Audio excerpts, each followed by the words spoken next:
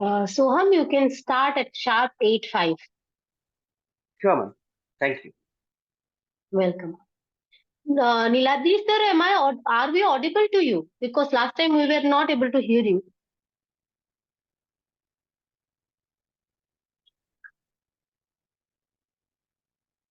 Can't hear you, sir. So you are mute. Please unmute Yeah. yourself. Yeah, you're audible. Very much audible. Okay, great, sir, great. Sir, glad to see you after so long. Same here. Thank you, sir. So, okay, we're now 8 and 5. So with due permission of Moumita ma'am and sir, I am starting. So today, good evening everyone. Today we're just going through the New Year vibes also. The New Year vibes are not even enough for us. So now, for this webinar, we have Shri Niladri Banerjee sir, one of the eminent personalities in our country. So let me introduce him first. So Shri Niladri Banerjee is a business leader, a marketing strategist, political analyst, and the most crucial thing is he is a Netaji activist. He is the panelist at Republic TV, Republic Bangla, and TV9 Bangla as well. Niladri Banerjee sir is an MBA from Indian Institute of Social Welfare and Business Management, Kolkata, and have more than 25 years of experience in marketing with organizations like General Electric, J. Water Thompson, Mindshare, Lowlanchers, and Anandabazar Putrika. Niladri sir has been the CEO with Adin newspaper and brand in chief in advisory role with a global digital startup. Niladri sir has also been one of the faces of the movement for declassification of Netaji files and was invited by our respected Prime Minister sir to his residence in 2015 when he announced the declassification for all the files. Niladri sir appears as political analyst with leading news channels like Aaj Tak, Zee 24 Ghanta, Republic Bangla, TV9 Bangla, and Republic TV as well. He also looked after the marketing of the movement of declassification of Netaji files, and the movement was successful with both West Bengal and the central government starting the process of declassification. With a big hands, we would like to invite our speaker person to the dais, and I would like to hand over to our Honorable Country Chair, Moumita Chakraborty ma'am, to please say some words about it. Thank you. Well, thank you so much, Soham, for this brief introduction. It was really nice. And it is an honor for me that Niladri sir has joined us today on the national level webinar on women empowerment, the perpetual legacy of India.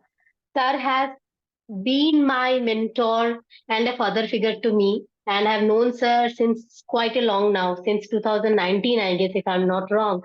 And he has always encouraged me. Although I didn't know Sir earlier, like personally, also, I've never met Sir. So, but still, he acted as a very, respectable, and I honor Sir a lot from the bottom of my heart, and I feel that Sir has played a pivotal role in encouraging me where I am today. And I thank Sir so much that we are starting the year 2024 with the first national webinar with Sir. And I thank you, Sir, so much for joining us today and permitting us to conduct this webinar within this short notice. Over to you, Sir. Thank you so much. Thank you, Moumita, for your very kind words about me. Now, when I speak about women empowerment, well, I speak from the other side of the table because naturally it is about the empowerment of women, and I am not a woman.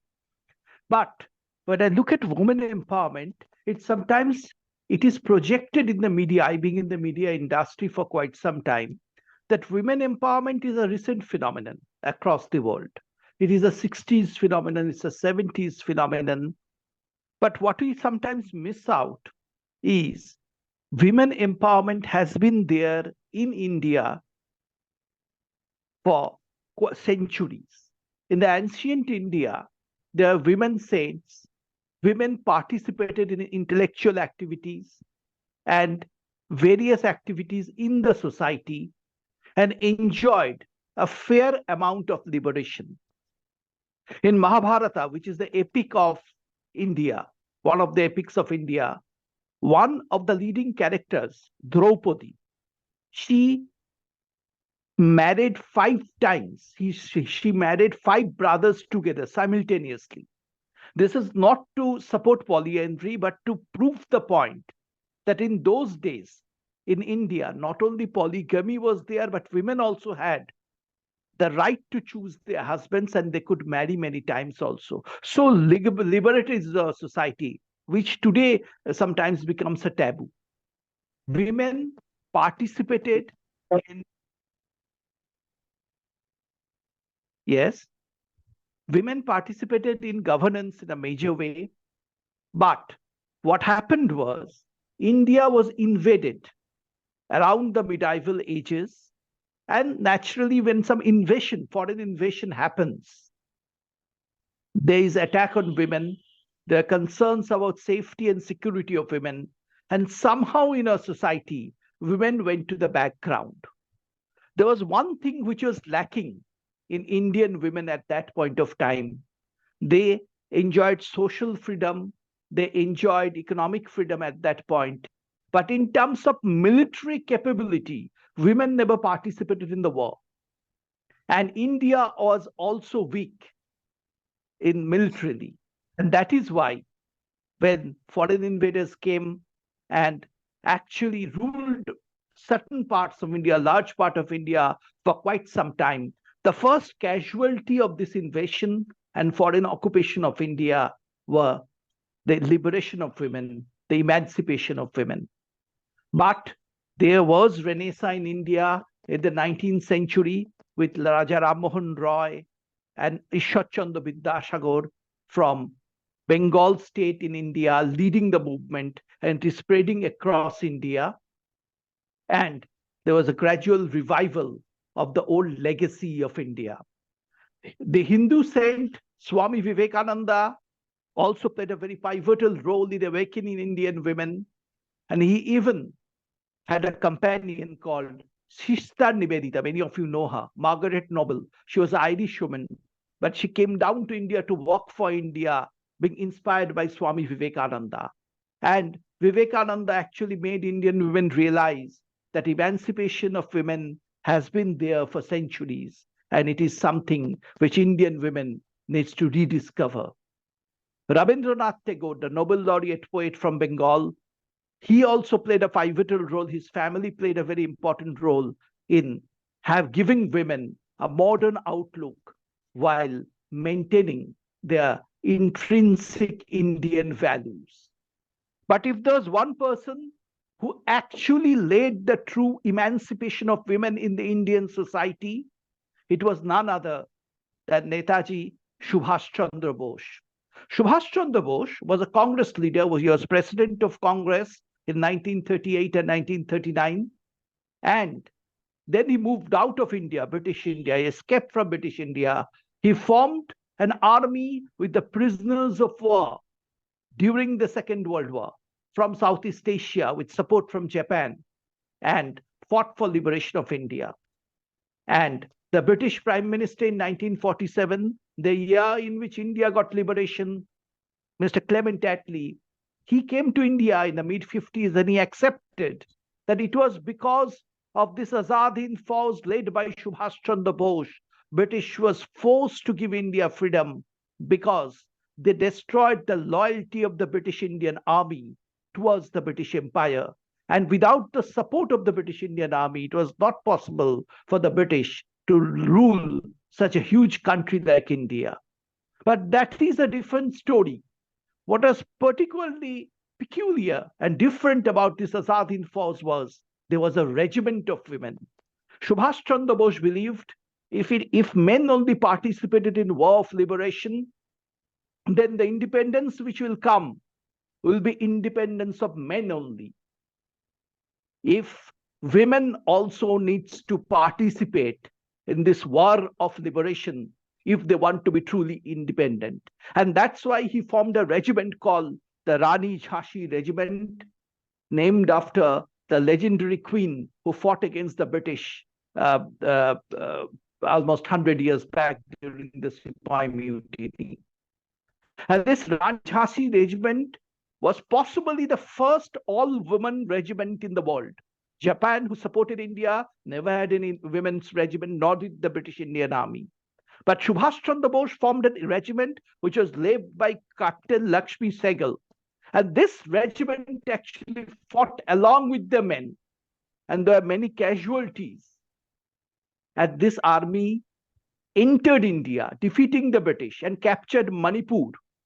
Today, you hear about Manipur, about different kind of communal tensions in Manipur. But at that time, the entire Manipur stood with this Indian National Army as Manipur was liberated.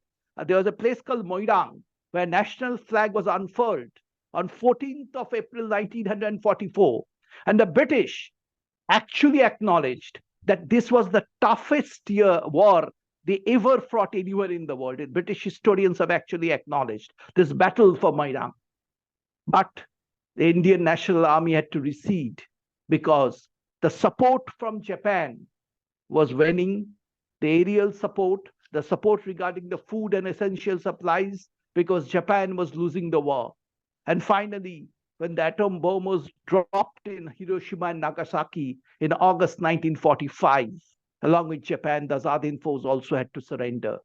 But what is particularly significant was this regiment, Rani Jhansi regiment, became an exceptional example of war of liberation led by women alongside men. It showed the world that war is not a domain of men only. Like women can participate in social life and economic life, women can equally participate in the liberation struggle. The soldiers of Indian National Army, they were captured after Subhash Chandra Bose mysteriously disappeared on 18th of August 1945. No one knows after that what happened to him. But the soldiers of Indian National Army faced trial at the Red Fort. There was a huge uproar across India about this trial. So much so, the British had to actually release many of the soldiers without actually giving them any punishment. And it was followed by the naval mutiny in 1946, where the actually Navy men and women, they actually revolted against the British, inspired by Subhash Chandra Bose and Indian National Army. And a particular inspiration was, of course, the Rani Jhansi regiment, which was the regiment of women. It made the Indian women realize for the first time that this independence is equally theirs, and they also need to participate in equal terms in the struggle for independence going forward. We should not forget after independence. We should not forget after independence, India also gave, among the developing countries, one of the first countries to give a woman prime minister, Srimati Indira Gandhi. And today, India, actually, after many decades, have allowed women to participate in the war also. Women are getting a chance to participate in the army along with other domains. There's reservation for women. Bill has been passed in the parliament today. So we are rediscovering our legacy, Moumita and others. So we are rediscovering the ancient Indian legacy which has lost in between, as Swami Vivekananda has said, and following the path of Subhash Chandra Bose. Wonderful, sir. Wonderful. Wonderful theories. Sir, we have a set of questions for you, but the first set of questions you already answered before asking you the questions. Like me and Momita ma'am made some sample of questions. But sir, following that, I want to ask you a question. According to you, what is the most crucial barrier against the women empowerment? Is it social barrier or any kind of else? Like we believe we still are into a patriarchal society till now. But being a country of Adi Shakti, we believe in women empowerment since we have our country, since the Bharat Bars was formed, because we have the biggest Shakti peeths here. We believe in Adi Shakti, we believe in Devi Shakti. And according to our ancient civilization, before Aryan civilization, we have Dravid civilization, where women are the main leaders. We follow the women. as a leader. We don't have kings, we have queens that time. So what is the barrier now we are facing? Because now we have so many entrepreneurs. Like our country chair herself is an entrepreneur and leading so many women and guiding so many women. Entire wiki are full of women leaders. So what is the barrier? Why we are lacking behind? See, as far as I think, there are two barriers, two major barriers. One is the economic freedom. Freedom of women cannot come unless women start earning themselves and stop depending only on income of the family. If women earn themselves on their own with their own initiatives, they participate directly in the economic stream instead of being an indirect player, then women can find true emancipation, to my knowledge. Secondly, I would say that if you look at Israel, you'll see it is a country which is a very small country trying to defend themselves against terrorist attack. And there the women participate militarily. They participate in the major task of defending their country. Today we hear about so much news across the world. It's not only in India about attack on women. Unless women militarily equip themselves, unless women understand self-defense and can protect their country, play a major role in protection of the country, unless women can find a major role, which is still we need to achieve in the Indian army. 50% of the Indian army need to be women. The day 50% of the Indian army and armies across the world will be women, true women emancipation will happen, I think. And the day 50% of the CEOs across the world will be women, true women empowerment will happen. In terms of the economic empowerment, we have traveled a long way. Women have participated in a major role. But in terms of military empowerment, without military empowerment, economic empowerment is incomplete. Let me remind you, in Afghanistan, women used to enjoy relatively very high level of empowerment in the 60s, 70s. But look at Afghanistan today. And today, some forces within Afghanistan, which are fundamentalist forces, they have militarily taken over Afghanistan, and the people are helpless. Women can't do anything. If there had been true military empowerment of women, when freedom of women have been taken away, women are not even allowed to move out of their home without male guardian, when women are not allowed to go to the university, such a fundamentalist regime is there. It can happen anywhere in the world. It is the women who needs to take up arms against these forces. If women depend on men to, of course men will be there, but if women depend only on men for defending themselves, true women's empowerment, I think, can never happen. So military strength for women and economic strength of women both should go hand in hand. Very Sir, wonderfully said, sir. yes, Yeah, I just have a question in this regard, sir. What I wanted to ask you is, as you said that military, improvement is required, and 50% of Indian army should be filled with women. But, sir, how do we, explain it to the parents or the society of India? Yeah, economically, parents are now much, advanced and thinking that okay, women should earn, but when it comes to self defense and joining the military forces, somewhere our society is still lacking behind. How do we encourage the families to come forward and help the encourage them that your girl child can also join the military, that can also be a career choice for her? That is my question here. I think the government needs to play a very important role in this. In many Mhm. countries, military training, certain years of military training is compulsory for all citizens, irrespective of men and women. In India, also same thing needs to happen. Not that everyone needs to join military, but if women and men, it is made compulsory by the government to take some military training during their educational careers instead of having just academic training. I think it will help in breaking barriers. Here, the government needs to play a role. I think the present government has taken a lot of strides. We should not expect overnight results. It will take some time. But the government has shown us. And look at Subhash Chandra Bose, who was, in fact, the Absolutely. first Prime Minister of undivided India. It is not written in our history by the British influenced historians and certain historians who belong to India as well. But the first Prime Minister of undivided India was Subhash Chandra Bose, actually. He led Absolutely. the provisional government of Azad Hind, which was recognized by 11 countries during the war, including Soviet Russia, against whom he was fighting. He was on the opposite side in the war, but Russia actually recognized the government. And as the head of the government, if he could have an army regiment only comprising of women, I'm sure at that time also parents may have objected to it.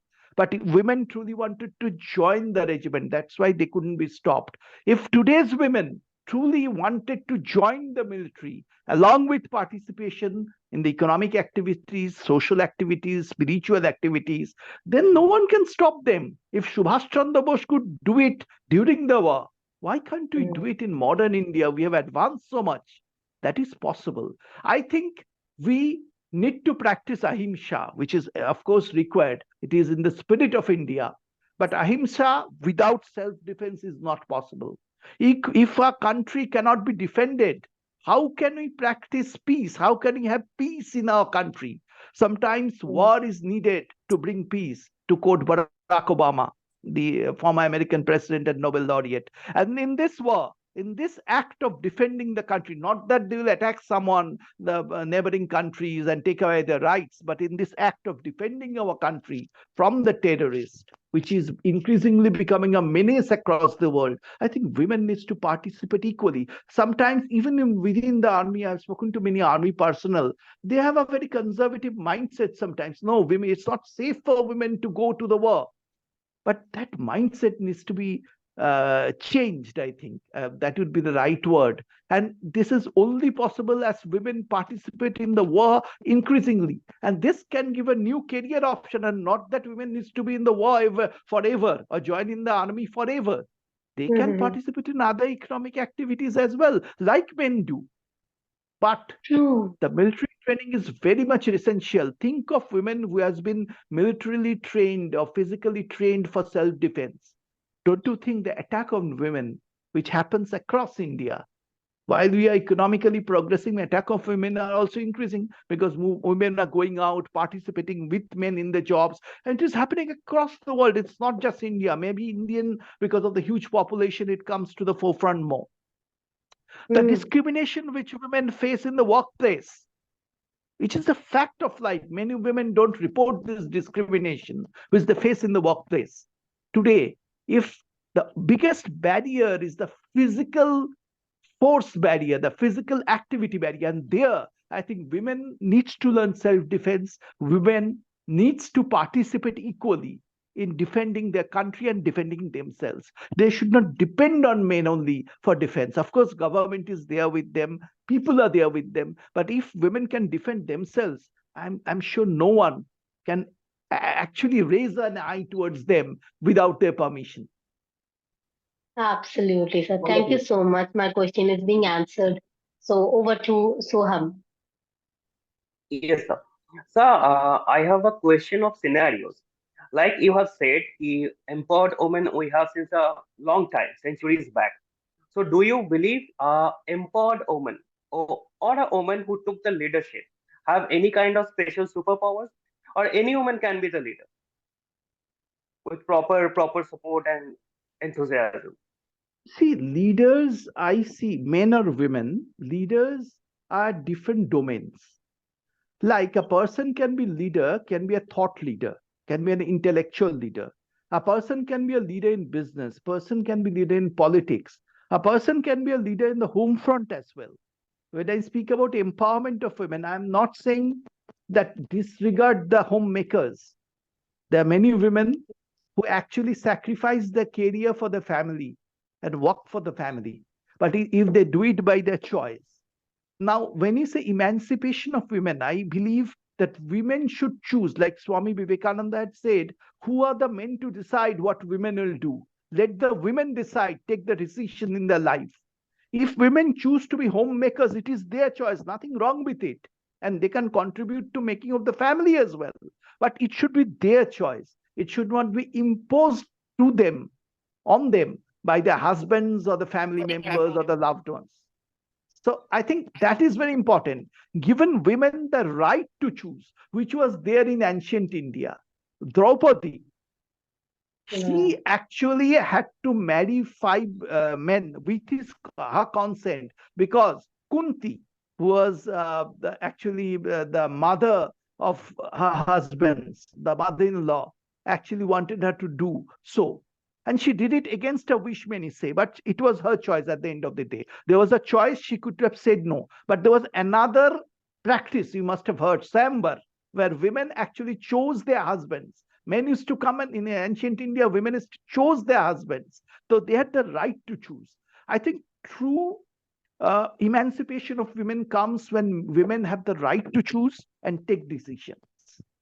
Women should decide what they do with their life. And women should decide how they want to live. That is very important. And that doesn't mean they'll disrespect the society. That doesn't mean they will actually break the barriers unnecessarily and create disruptions. No. But I think we need to keep faith on the women and train them in such a way that they can participate to the national life. And it is not only relevant of India, any country, very constructively taking the own decisions without being dependent on others, while respecting the elders. You can respect your elders. Like, for example, we respect our parents, but don't we differ from our parents in many ways? Similarly, a woman can respect her husband as well, even worship him as her God if she wants so. But she can take her own decisions. She can still, there's a difference between respecting someone and obeying someone. Women should not obey. Women should decide, take decisions while respecting those who they think is respectable. That's how I look at true women emancipation happening in the society. Very well said, sir. Very well said. Sir, now another following question. Uh, See, being a man, I am asking you the question directly. Do you feel we are living in a patriarchal society and we, the men, are getting more insecure with this woman empowerment? Or what kind of I don't. changes? Yes, sir. Yes, sir. Yes, sir. Please continue. Yeah. First of all, I don't believe in patriarchal or matriarchal society. The substitute for patriarchal society is not matriarchal society. I'm sorry, I don't believe in this concept, because this is a way of dividing men and women. Men and women should participate. They're partners in marriage. They're partners. When you have a partnership, the two partners have equal respect for each other. One may be a senior partner, one is a junior partner in a business. That is possible, or they may be equal partners. But the mutual respect needs to be there. So there's nothing called patriarchal or matriarchal. Decisions have to be taken based on competency. For example, when a decision needs to be taken in an area, what is going to be cooked at home, the person who is more competent in cooking, that can be the husband, that can be the wife, he or she takes the decision. Similarly, if someone works in a particular, suppose someone is more competent in financial matters and in terms of investment, where money is going to be invested, that person should decide. So decisions should be based on competency and not based on sex. But what is the sexual orientation of decision? We should stop looking things from a sexual angle, everything. And that is I'm sorry to say, that's a very Western concept, or modern Western concept, not the ancient Western concept. That is a very modern Western concept. It is women's rights, women's emancipation. Of course, that is important. But what is more important is social emancipation, because women's emancipation cannot happen unless there is social emancipation. Men also needs to be liberated. They need to be liberated from the age-old mindset, from their chauvinism, which is still there in the society. There are many good-hearted men, but they carry in their minds some very regressive thoughts about women. And that thoughts often are embedded in them through the family and through their surroundings. So men also needs to be emancipated from those mindsets. So we need emancipation of men also. We need men who can accept women bosses. We need men who can work with co-workers without looking at them sexually in all matters. We need men who needs to watch women's sports without actually looking at sports also from a sexual angle. You know what I mean? That even women sportswomen, they are looked at from a sexual angle. This sexual orientation of looking at human beings, that we need to overcome, I think. We need to look beyond sexes into human spirit, human life. And that's where the Indian philosophy is so important, where, the Atma, like this is the spirit, that doesn't have any sex. People who believe in multiple lives, they often say the person who is born a man in this life may not be born, may be born as a woman in the next life. So it is the spirit, it is the Atma which matters. People who doesn't believe in this, that is also true. They can believe in giving worth to human life. People can have their different ways of thinking, but each way of thinking needs to be respected. And we should not have a sexual orientation to everything. That is something we need to get rid of, I think. And that needs to happen. And Soham, it is wrong to say it is men who needs to change the mindset. Even women needs to change the mindset. Because there are many women who cannot think themselves as someone very liberated. They choose to be dependent. They choose to obey. There's nothing wrong with obeying when the heart permits. But one should not obey someone when they differ with them. One should have a free thinking. The freedom of thinking, they're too scared to cultivate. They're too scared to speak out when they disagree with something, because that doesn't go with the society. So I think we need to change mindset of human beings. And men and women make the human beings complete. Then only the society will have true change. Very well said, sir. So now, sir, you said about equity and equality among genders. So now, sir, I have one more question for you. Sir, you said just men also support women.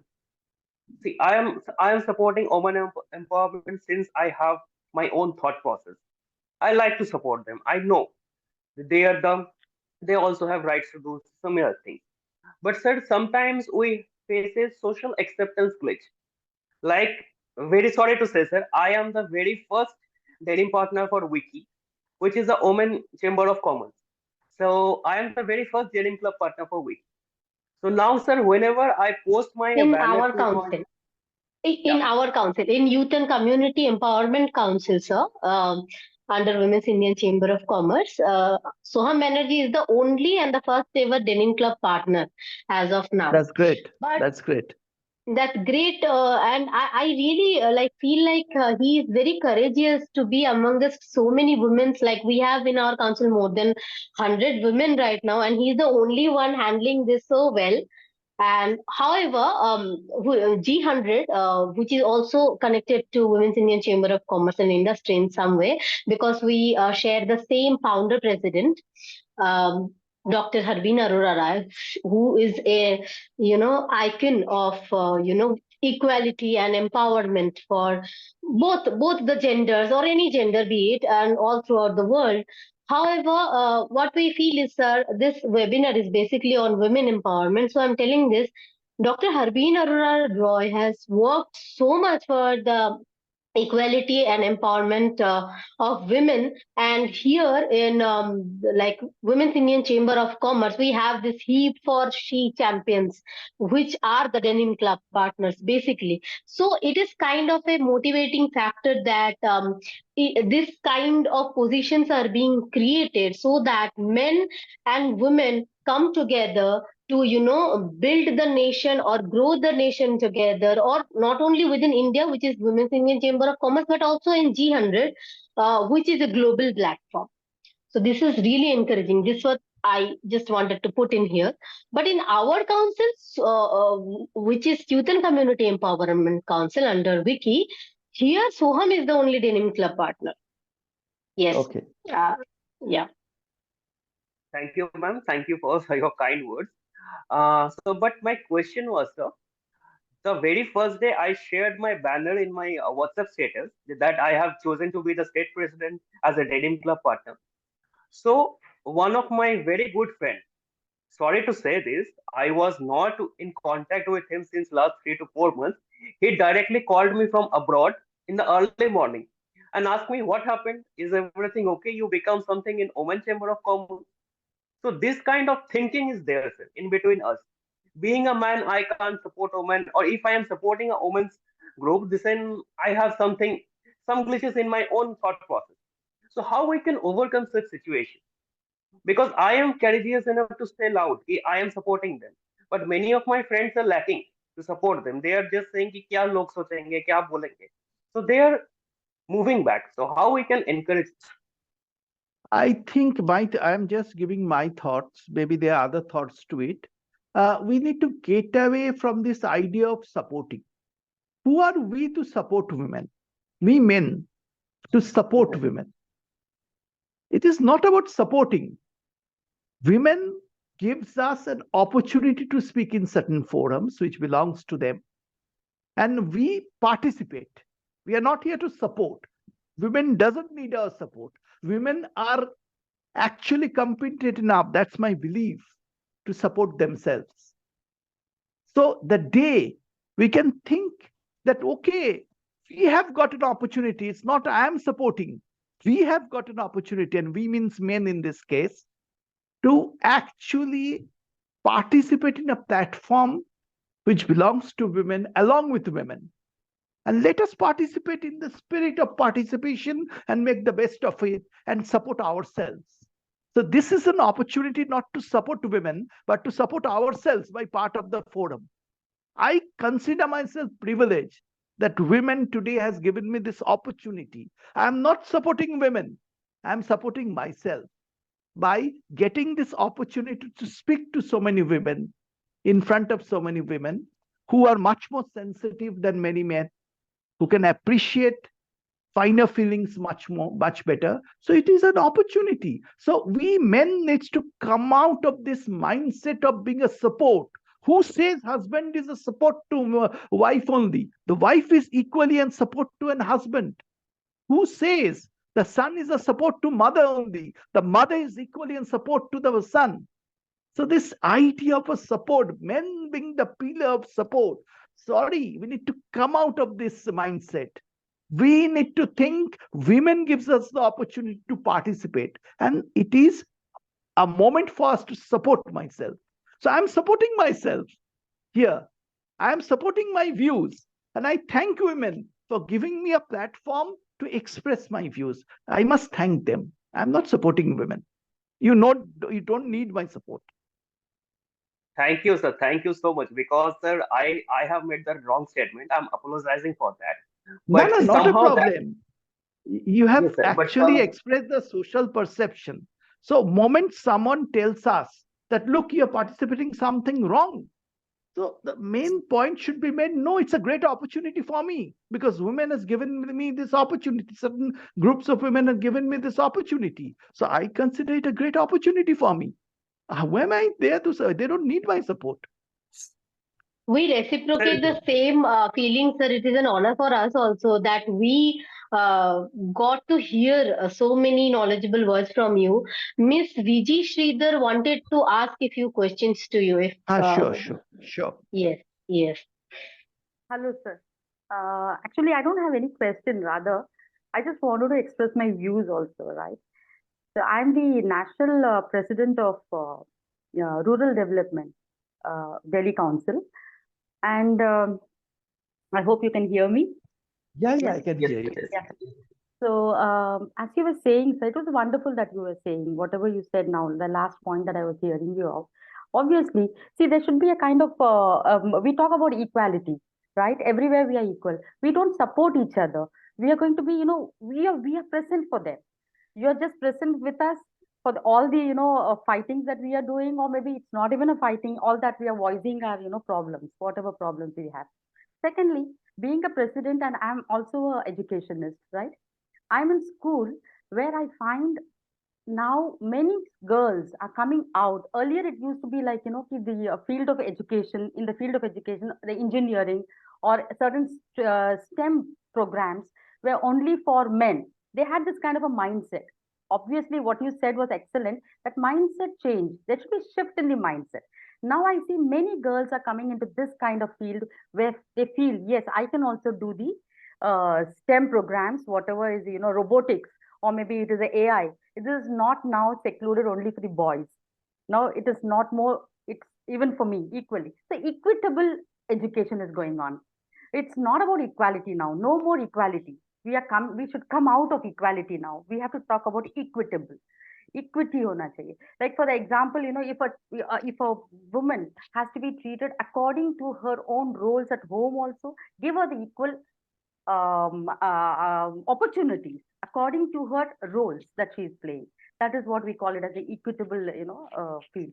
Excellent that you were saying. I'm very happy that so many men are, supporting our all our views and taking us forward and walking along with us.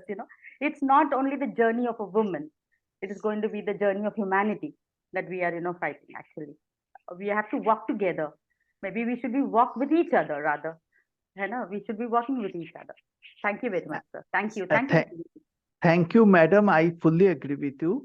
We should not, and that's where I differ with the modern, I won't say Western. Western is the right word. It's not the right, the American concept, if I may put it that way, of battle of sexes. They try to glorify battle of sexes and women fighting men and winning their freedom. No, it's not about that. It is about battle of humanity, where men and women needs to participate equally. And secondly, I would again recall Subhash Chandra Bose, who once said during independence, freedom is not given, it is taken. Who are we to give freedom to women? Women can take their freedom themselves. If women get into economic activities, they can, like Moumita is doing and many others are doing, many young entrepreneurs are coming up in India. And India is the, what America used to be once, India is becoming that today. And I'm sure there are many countries where women are participating equally, but they need to take their freedom. And this is not take their freedom by getting into a conflict with men, but express their views, earn their living, and also show their respect where it is needed. No one is stopping women to, and that doesn't mean that there's a perception that women who are independent, who are economically independent, and because women are becoming economically independent, families are breaking, divorces are increasing. Now this perception also needs to be overcome. It is about choice. And and I think women also has a very important role in breaking the perception. It can't be done by men. Like if a woman is successful, that doesn't mean there's a conflict with the man in the family or the man in the family. It means they can contribute more to the well-being of the family, whatever the family unit is, or whatever unit they belong to. That is the spirit. And it should not take away respect towards their family members because we are earning more, or we are earning much more than before. We are economically more powerful, socially more powerful. I think it is mutual respect which matters. Similarly, there is also perception today, because a lot of women are in the workforce. There are many women who are good homemakers. They don't earn their living, but they're very good homemakers, and often they choose not to earn their living to support the family. I think the society needs to respect those women as well. We cannot leave behind those women and say, okay, the women who are working only, they are the women only who are, liberated. There are many women in India who contribute economically while being a homemaker. If we go to the villages, we'll see, go to Rajasthan, go to different parts of India in the villages, there women participate more than men in economic activity while being a homemaker. So we should also respect the role of women as a homemaker. While saying so, I think men also needs to be homemakers. Making home is not the responsibility of only women. Men also needs to be homemakers in their own way. They can also help in making a very happy and prosperous home through their own behavior. So it is a joint responsibility. I think men, women, these are actually, physical manifestations of mankind. But what matters is the Atma, the spirit. And there should be a triumph of that human spirit. There should be triumph of humanism. That is what matters. What is inhuman? Suppose leave aside men and women. I am a non-veg person, but I feel very, very, sometimes very aghast with myself when I see the kind of torture which are done on animals in our society, often in the name of religion. Do we look at men or women in animals? No, na? They are not human beings, but they're living beings.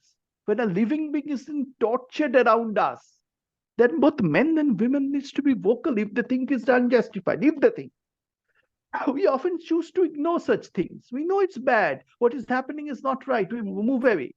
So it is about greater humanity, that we feel for all living beings. Why only men, women, humanity? That's a communal feeling. That human communism, I would say. You speak about Christian communism, Islamic communism, Hindu communism. I call it human communism, where you have a communal feeling, communalism, human communalism, where you have a communal feeling towards one community, men and women. Look beyond that. If we have to survive in this world, the animals needs to be there, the vegetables, the trees, the vegetation needs to be there. Then only the ecological balance is going to be there. There might be a huge water crisis in the world, and in India, very soon in the decade, water is becoming a very scarce community. And there would be other natural resources which will be challenged. So I think we should look at it holistically instead of being confined to a communal human society with battle of sexes happening there. There's world beyond that. Think of that goat who is slaughtered in that very inhuman manner on the streets of different cities. Think of that cow. Think of that other animals who are slaughtered. I'm not supporting vegetarianism. It's not a pitch for vegetarianism, but I'm supporting overcoming cruelty, lessening cruelty on the spaces around us. Then only we are a true human society, possibly. And it is not, we often say, okay, so many people are killed in this war, so many men and women are killing in this war. Who is killing them? Other men? Who is killing these people? Other men and women? Right? But what about so many animals who are tortured around us?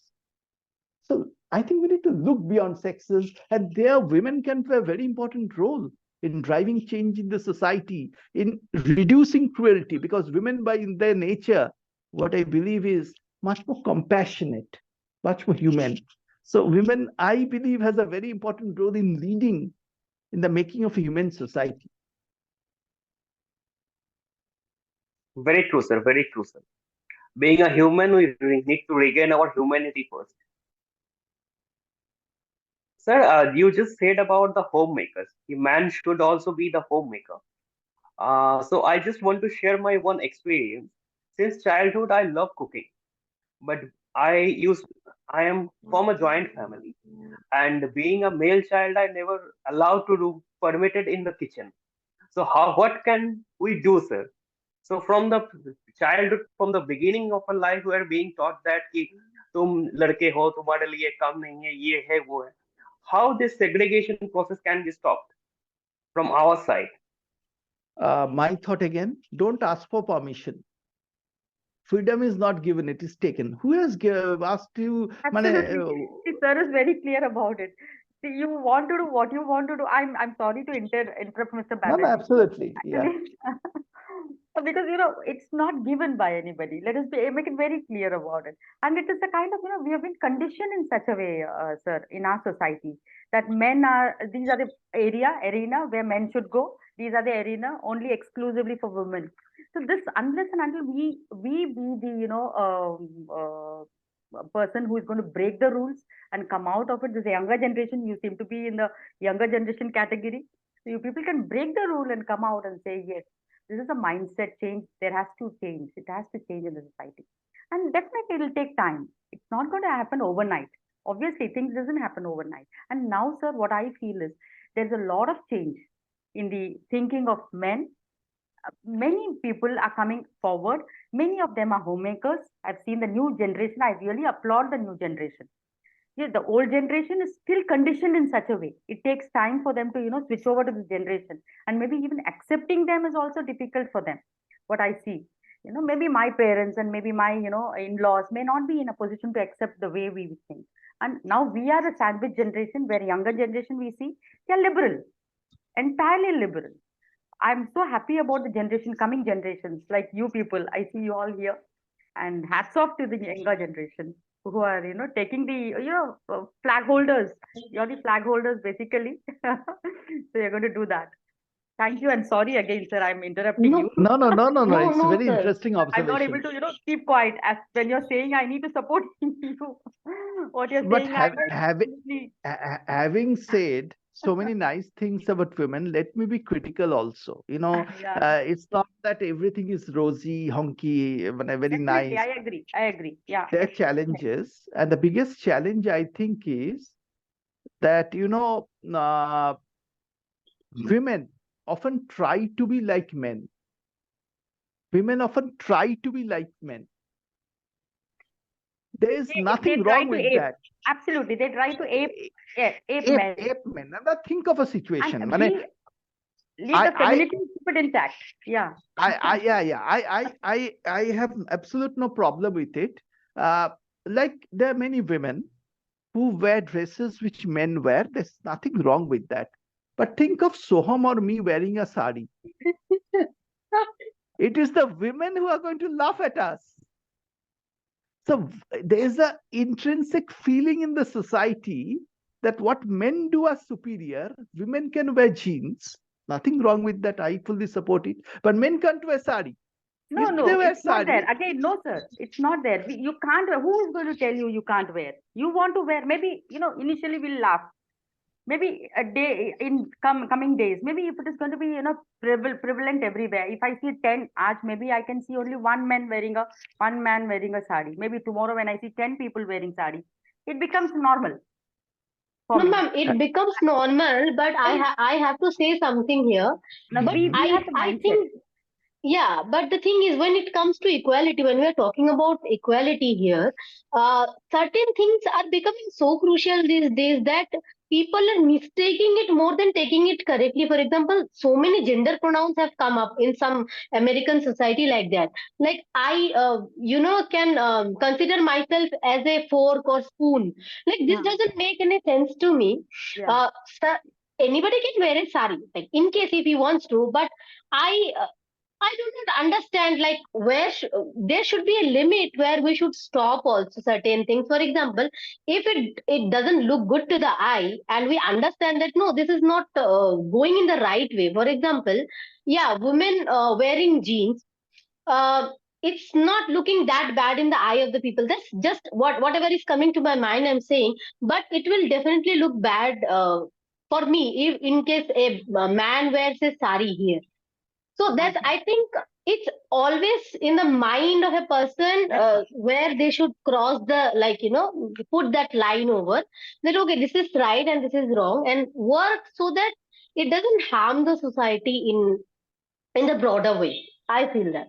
Now, Moumita, my point was something different. What I was trying to highlight by giving I'm not encouraging men to wear sari, certainly not. And I don't Hmm. intend to wear sari. So I can't even wear a dhoti. How can you wear a sari? So now the point is, the point I'm trying to make, women often try to ape men, thinking that what men do are superior. There's nothing wrong in wearing jeans and other clothes, but there's an identity of women which men need to safeguard and protect.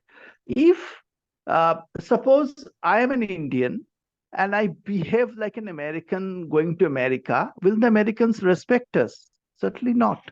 I'll be respected only as an Indian if I be an Indian. Similarly, I think women will be respected if they have their own identity. If they have their own identity, maintain the identity while doing whatever they want to do. There's nothing wrong with that. This Absolutely. feeling of inferiority needs to go. This feeling of inferiority, what men do is superior. and we do is inferior. So if we become like men, it is something superior, and that's where it comes that, when men cook, women often laugh because they think cooking is inferior. But why should cooking be inferior? No, it's not. Because we have So, the, like, this Mindset is perception that, needs to sir. one change. of the I most, think we are conditioned such a way. We are conditioned in such a way. So this has to, that's what Hmm. the mindset change has to happen. We have been conditioned Absolutely. for so many years that these are the things, men has to wear this, women has to wear this, and things are like that. If a mm, man prefers to wear a sari, fine, absolutely fine. It's your preference. You can wear it. You're able to wear it, wear it. But only thing is and we if men wants to be a cook, Sanjeev Kapoor is the live example. We have been can seeing his shows since childhood that he was one of the greatest chefs in India. So if you all want to cook, chefs, that's completely Momita, actually almost all the chefs in all five-star hotels are men only. men Women, only. Yeah, men men are better only. cooks. Yeah. I think Ma'am, than women. I would like to add on something here. Like the conditional thinking we have since our decades and centuries, like the art forms are more mainly for women, the another form like engineering, technology for men, but both are oppositely equal. Like if we see our dance culture, we have Birju Maharaj, we have Pandit Ravi Shankar, Uday Shankar, both are the men who are the Mm, legendary dance. In the opposite end, we have Medicom, who is a legendary boxer. So things are depending on humanity. Things shouldn't depend on this gender division. Just absolutely, like need to believe in equality and equity first. No, absolutely. That's actually, why. Soham, Yes. where I was coming from, maybe I need to make myself more clear. What has been the traditional role of women to look after the society, the household? That has been a traditional role for ages, while participating elsewhere. The traditional role of men is to participate in economic activity, which is changing now with the changing society. But there's a social perception, I think, somewhere which it needs to get over. What men used to do is much more important than what women used to do. So women needs to move to that domain what men used to do. Of course, they need to move, but the area which women means to do, their men did not get into that. That's an inferior area, and this perception is often supported by women themselves. It is the women, the mothers often want sons instead of daughters. Very simple, because they think if there's a son, he can participate in economic activity and earn something in future which a daughter may not be able to do in social conditions. So earning something, by participating in economic activity is very important to the mother, but the mother often misses out. Often if a daughter cooks very well, if that being a very traditional role, I'm not saying all daughters have to cook, through cooking also in these ages, in this digital age, lot of earnings are possible. Earnings are not necessarily in the corporate world. That perception also needs to come, because this corporate world also has a very male psyche. Business can happen from home. In fact, there was a saint, many of us know her, called Anukul Chandra, Thakur Anukul Chandra. He used to say, his thinking was that every family needs to become a business unit where the husband and wife needs to earn their own living, supporting themselves economically, instead of going for big corporates and joining, unified, force, because that leads to a better quality of life. That may not be a very practical idea, but the spirit behind the idea, I think, is that, in terms of earning, it is not constrained by the corporate culture, jobs only.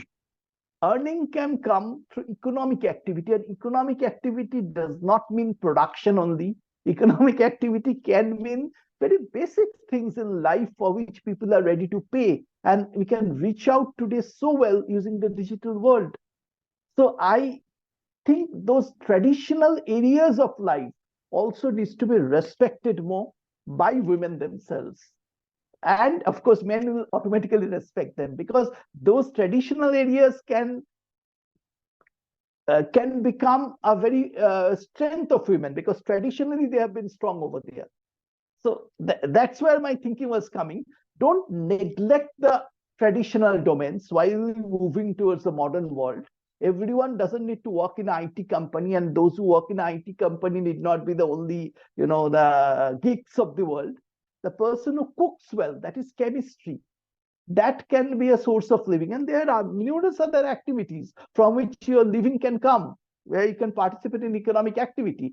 Don't, I think, disrespect our traditional world while we move towards the more IT-enabled, modern, AI-enabled world. So that is my thinking. There should be a good blending of, the two worlds. And there, women, of course, needs to play a very important role, because if the perception of women in this area changes, the world will automatically change. Very true, sir. Very true. It's important that, what women thinks about herself definitely has to change a lot. It's how we feel about ourselves. That is going to bring about the change. How we feel about ourselves. And then obviously automatically, as you say, sir, opponent is going to respect you. The moment you start respecting yourself, your womanhood rather, I would say woman has to respect the womanhood. It's not respecting herself. Absolutely. Womanhood has to be respected. If that is done at home, then it's going to be outside also. If a Absolutely. mother-in-law, That as was a my human, point. a womanhood is respected, a mother-in-law, maybe mother, daughters, and maybe at home, if it is going to be happen, it's going to definitely spread over, expand outside also. It is wonderful discussing here. A woman doesn't need to be like a man to get respected. Of course, Definitely, so she can be she needs as to what she is. remain a woman and still get respected. That is Yeah, very important, I definitely. think. Remain in your own skin. Just Yeah, accept that you're a woman and a powerful woman. Everywhere we have Shakti in our country. Everywhere it is Shakti. So you just trust yourself and be confident and respect yourself. That's very important. absolutely. And that's why we have platforms like Women's Indian Chamber of Commerce and Industry and G100, where we are supporting the same cause. And yes, this is really good, like where it is heading to, sir. And I really, Just one thing, yes, Moumita. yeah, I Nidhi. go for this, Rural Women Development Council. So there, what I felt, there are so many women in our country who are, subjected to the domestic violence. These are the things that people don't voice themselves. So women need a voice now. So I'm very happy to see so many men, coming to this forum and help us out, to speak up. And even then, they are just when you're going to, they're amplifying our voice, nothing else. We want men to amplify our voice. When you people join here, you're just amplifying our voice. And I see so many women, they came, when I went to all the, rural councils, rural areas around our city.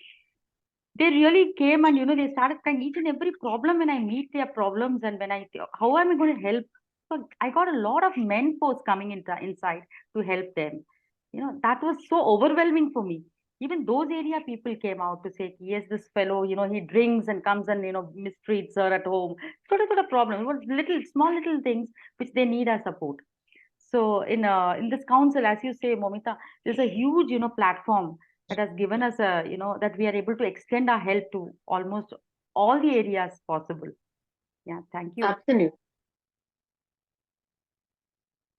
Thank you so much, ma'am. Thank you so much, sir. Rather than supporting from now, I should say encouraging. Because after listening to sir, I should not use the word support anymore. I believe. So, Every time you listen to Sir Soham, you will learn something new, and that is going to take you so much ahead. Like literally, Yeah. sir, like I have learned so much from you. And Thank you. just like a personal thing I would like to share with all of you. There is a picture of sir, like from many years back, where sir used to have a mustache. He looks exactly like my father. In that. So I always feel that sir has played like a fatherly role in, I'm speaking now, like when I used to take, I used to do sessions from 2019, and sir was one of the first people who came and supported me, not supported me, encouraged me that, yeah, Momita, go ahead, I am there, and I'll be there, to let you speak, and I will be there to guide you, mentor you. And as you are talking on Netaji and being a girl and a youth, I'll definitely encourage you in doing that. So since then only sir has always been supportive and encouraging. Moumita, Yes, sir. may I add here? When I Yes, spoke to sir. you, I also got inspired by speaking to you. It is a Oh mutual my god, sir, inspiration. it's a huge honor. It's a huge honor for me, sir, because I've learned almost like so much talking. Like now I can speak, sir. The first videos, if you see on my channel, I was not able to speak. It was I who used to write the questions and ask questions to sir. And sir was like, every time you listen to sir, as I said, you will learn something new, and that's how I grew. And today, getting an appreciation from sir means a lot to me.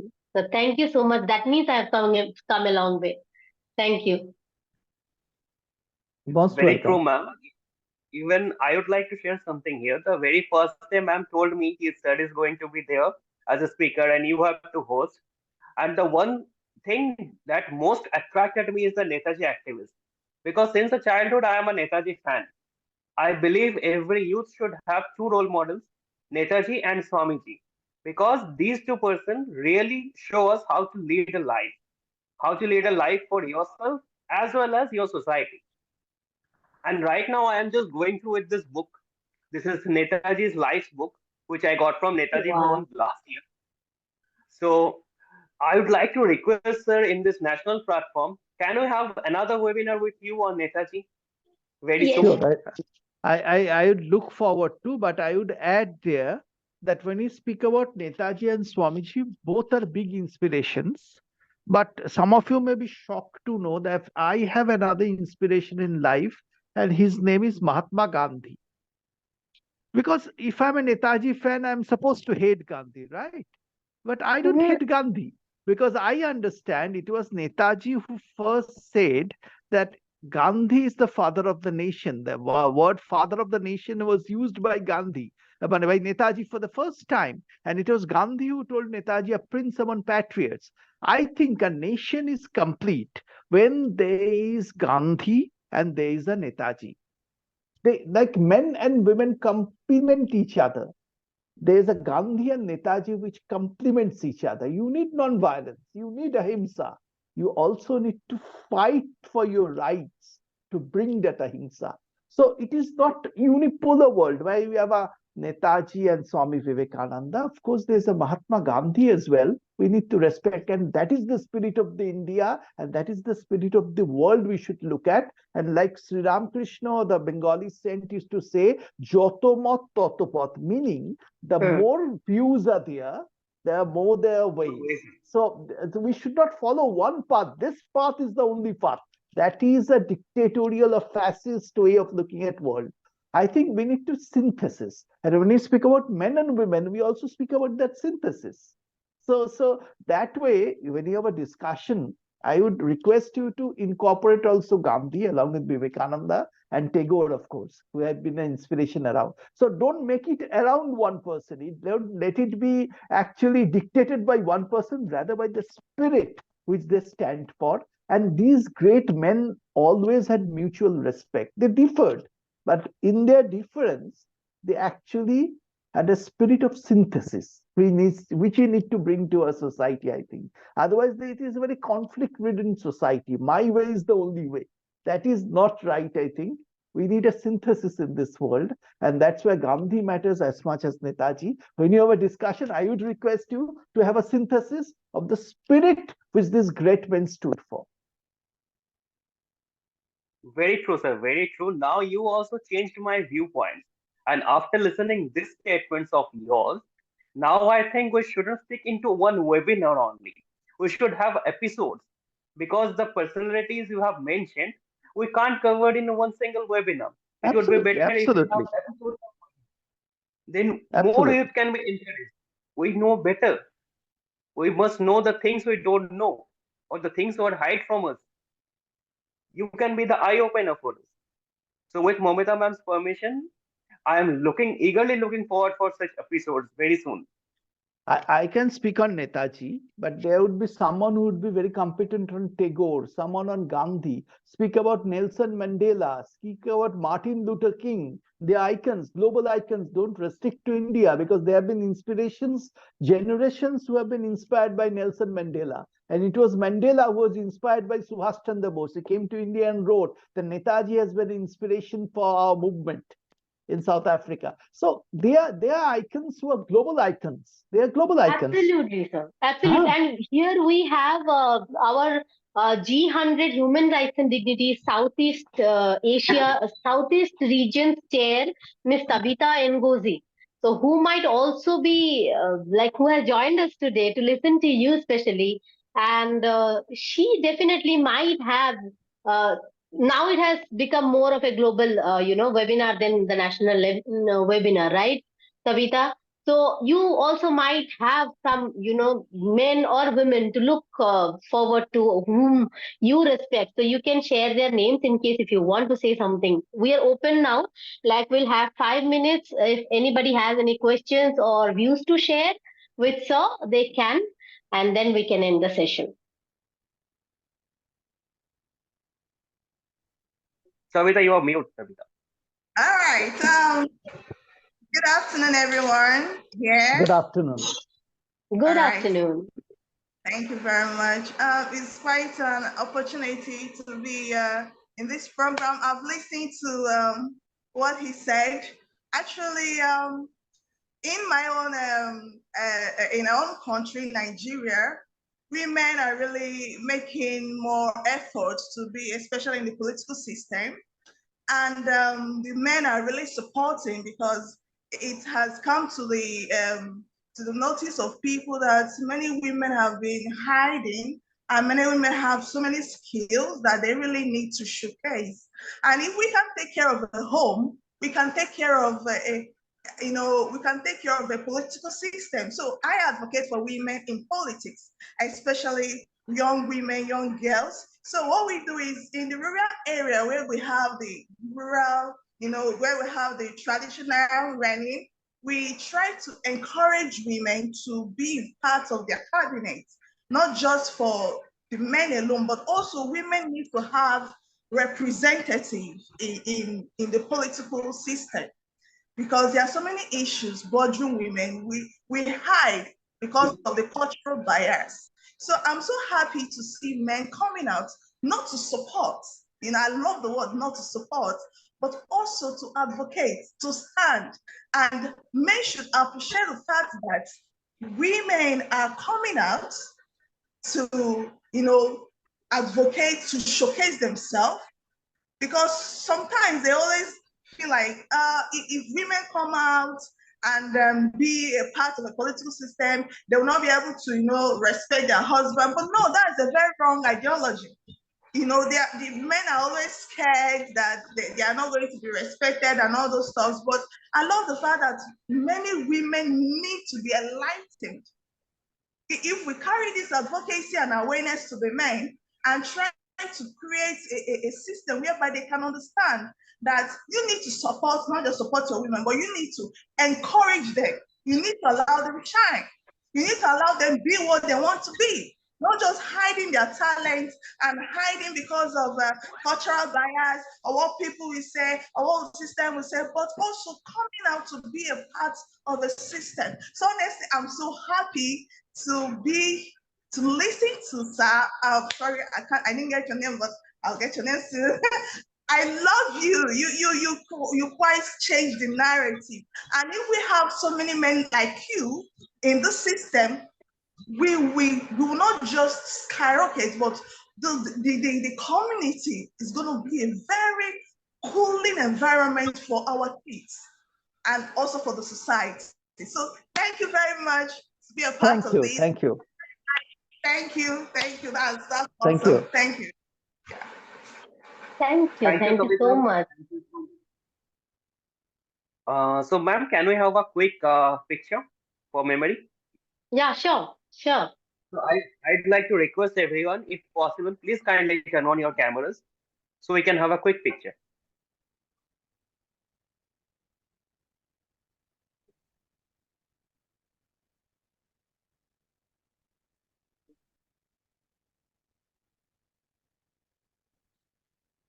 Thank you. Thank you so much.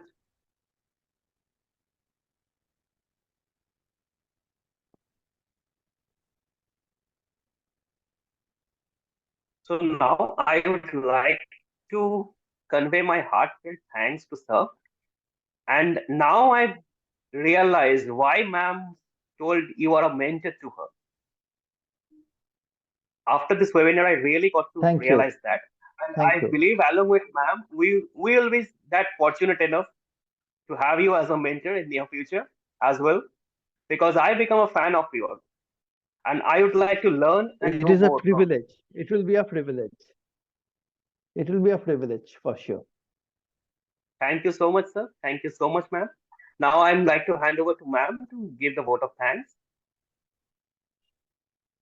Thank you so much, Soham, for hosting the webinar so well.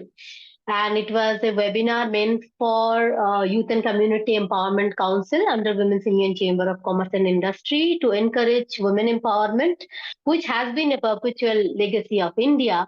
However, we have been joined by various global leaders like Kavita and others from all across the country. I thank each one of you for joining us today.